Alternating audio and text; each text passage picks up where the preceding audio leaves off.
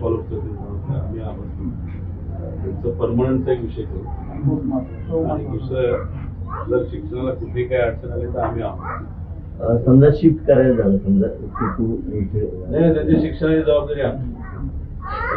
आता हे मराठी का इंग्लिश पण मग इथं तुम्ही शाळा तुम्ही चूज करा आम्ही तिथं बोलतो तिथे जाते हा 7वी 7वी म्हणजे 8वी